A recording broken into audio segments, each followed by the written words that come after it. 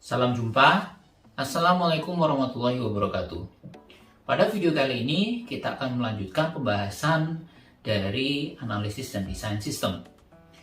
Kita akan mulai masuk ke fase kedua, yaitu tahapan desain. Meskipun di pertemuan sebelumnya kita sudah membahas sedikit mengenai desain proses, yaitu pada desain spesifikasi proses. Pada tahapan desain kita awali dengan pembahasan desain atas output. Nama saya Gunggu, selamat datang di channel Gunggu Learning. Tujuan dari output ada beberapa. Yang pertama adalah melayani kebutuhan informasi dari seorang pengguna tertentu atau dari organisasi tersebut. Sehingga ketika seorang pengguna, misalnya manajer operasional, manajer menengah, dan manajer atas, seperti yang sudah pernah kita bahas di pertemuan sebelum Meet, itu mereka mempunyai kebutuhan yang berbeda-beda. Jadi outputnya itu ditujukan kepada pengguna yang berbeda-beda ini tadi. Terus kemudian yang kedua, output yang efektif itu adalah yang bermanfaat bagi penggunanya.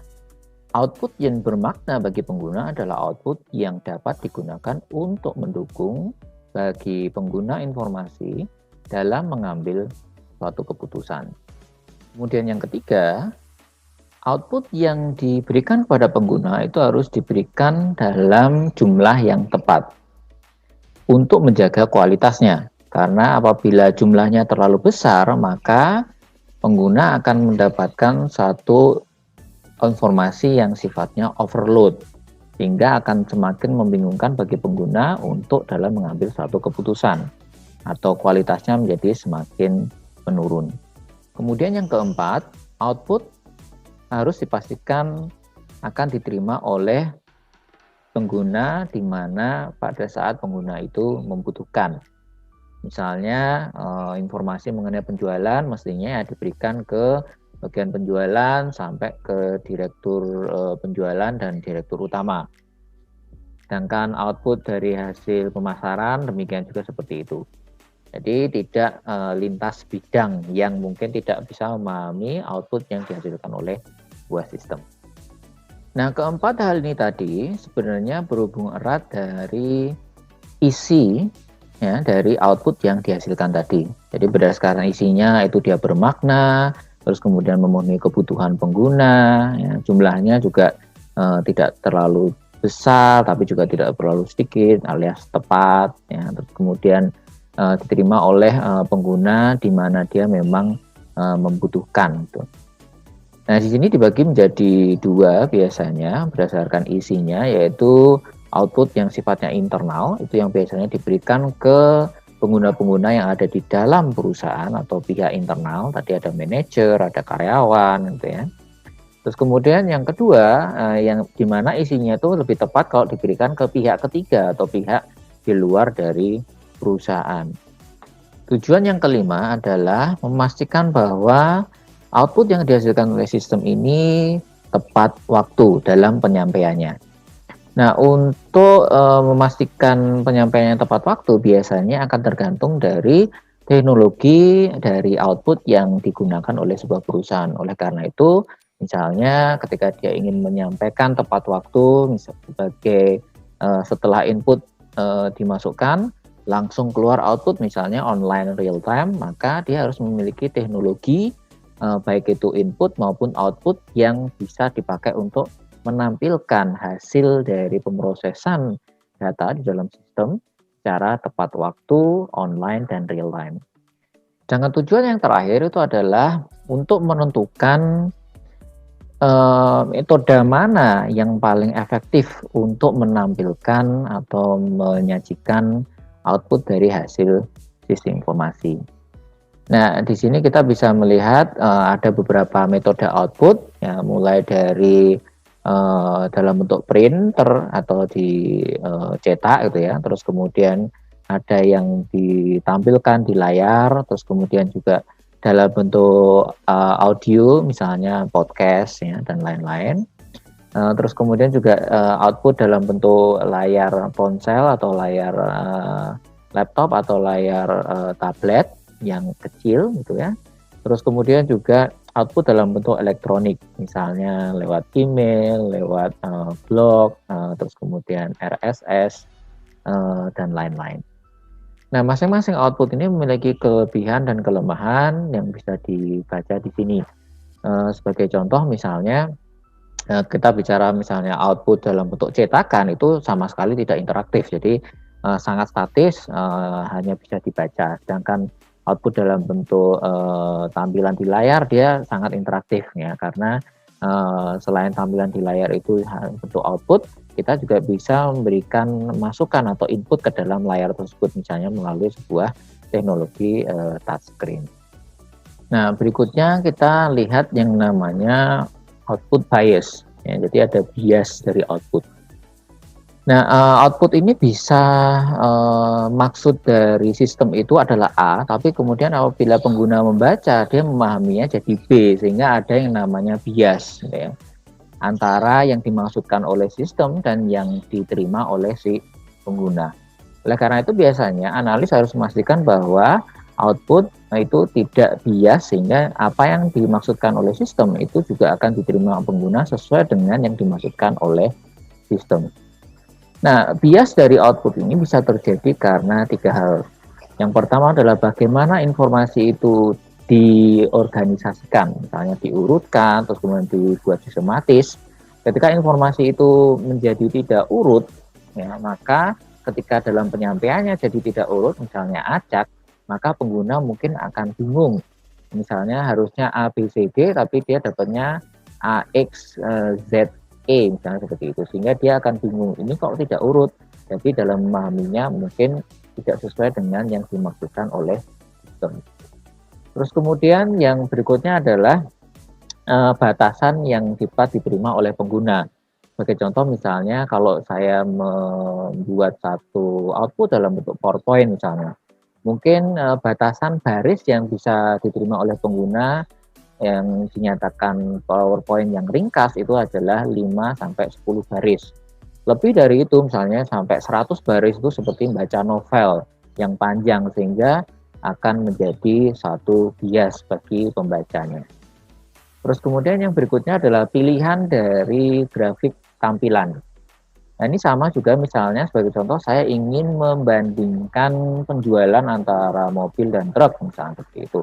Saya bikin grafik seperti ini. Yang pertama perbandingan dalam bentuk semua tabel dalam semua histogram dalam bentuk mobil dibandingkan dengan semua histogram dalam bentuk truk. Nah, ini akan membingungkan saya ketika saya harus membandingkan, karena saya tidak bisa membandingkan tahun per tahun. Akan lebih memudahkan dan tidak akan terjadi bias ketika penggunanya membacanya seperti ini. Jadi langsung ada perbandingan antara jumlah mobil yang dijual dalam bentuk mobil dan truk misalnya, langsung perbandingannya dalam 1 tahun dalam bentuk 2 histogram yang berbeda. Setelah memastikan bahwa tidak ada bias dalam output, maka kemudian analis dan desainer bisa melanjutkan dengan mendesain output. Nah, bentuk-bentuk desain output sama seperti tadi, hampir mirip dengan metodenya. Yang pertama ada output yang bisa dicetak. Output yang bisa dicetak tadi sifatnya biasanya statis, ya, sehingga ya dalam bentuk teks, tabel, tapi kalau grafik mungkin ada perlu menggunakan warna, misalnya supaya bisa terbedakan antara grafik yang merepresentasikan data A, grafik yang merepresentasikan data B, dan selanjutnya. Kemudian yang lebih interaktif di bentuk tampilan, ya. Tampilan bisa dalam bentuk tabel, teks, laporan, atau bahkan dalam bentuk grafik. Nah, dari tampilan serta grafik itu biasanya kalau dikompilasi dalam bentuk yang lebih agregat, itu bisa ditampilkan dalam bentuk dashboard. Sebagai contoh misalnya seperti ini. Dia menampilkan berbagai macam informasi dalam satu tampilan dashboard, seperti dashboard mobil atau dashboard motor. Di situ kita bisa melihat beberapa indikasi, misalnya jumlah bensin yang tersedia, ya, terus kemudian indikator speedometer, jadi saya tahu kecepatan saya ini berapa. Kalau saya harus ngebut itu nanti maksimal sampai berapa. Nanti ada tandanya, kalau udah merah itu bahaya, ya, kalau masih hijau itu oke, nah seperti itu. Nah, ini merupakan indikasi-indikasi yang bisa ditampilkan dalam satu halaman dalam bentuk grafik, sehingga pengguna dapat melihatnya dalam bentuk indikator dan dia cukup memahami ini maksudnya apa. Jadi tidak perlu diperlihatkan dalam bentuk detail. Output desain seperti ini cocok bagi manajer atas misalnya. Terus kemudian berikutnya ada yang namanya infografik. Nah, di sini misalnya contohnya bagaimana manusia itu dibuat, ya.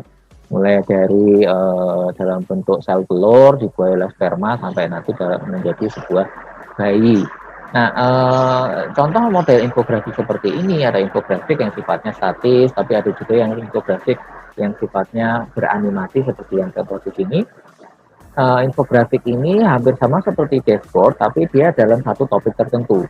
Jadi kalau dashboard tadi bisa menampilkan banyak hal, penjualan, marketing, sumber daya manusia, terus kemudian kompetitor, rasio keuangan, dan lain sebagainya dikumpulkan jadi satu. Dengan infografik biasanya satu topik tertentu yang ingin ditampilkan, kemudian diberikan kepada pengguna.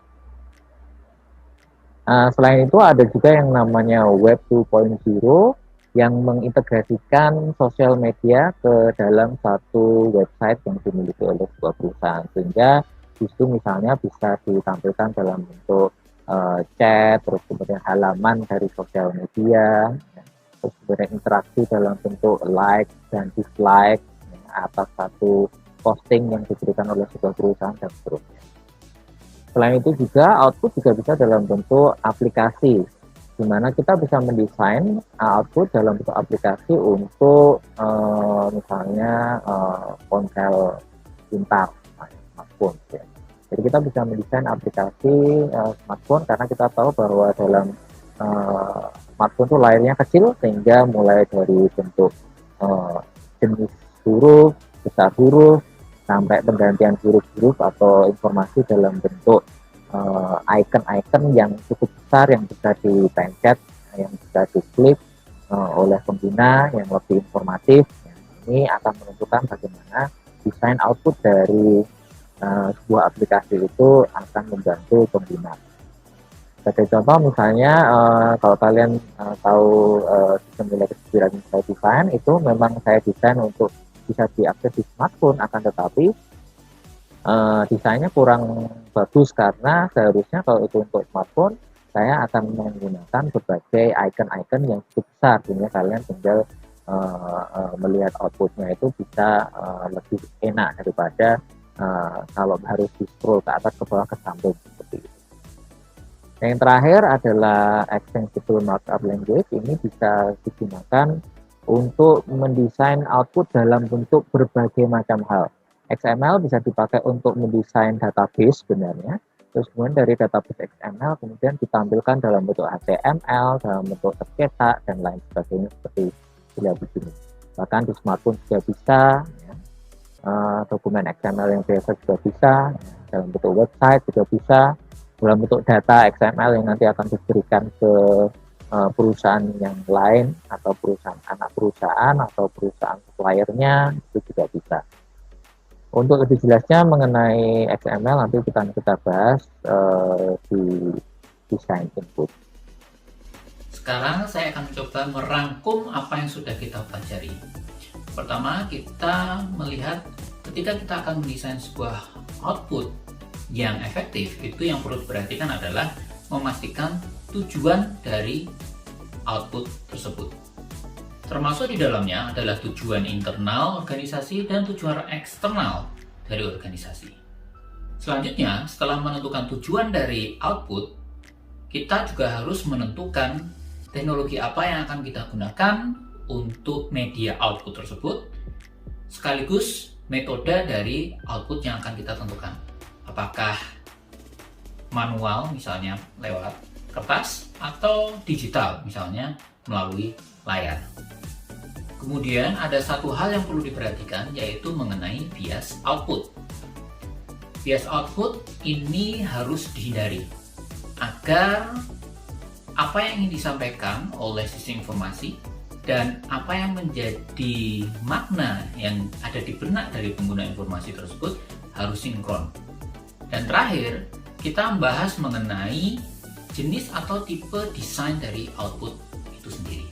Mulai dari output tradisional dalam bentuk print out, digital, dalam bentuk web sosial atau web 2.0, bisa juga dalam bentuk aplikasi, atau sampai data dalam bentuk data fleksibel seperti extensible markup language. Demikian yang dapat saya sampaikan. Sampai ketemu di sesi sinkron untuk diskusi lebih lanjut mengenai desain output yang efektif. Terima kasih atas perhatiannya. Sampai jumpa. Assalamualaikum warahmatullahi wabarakatuh.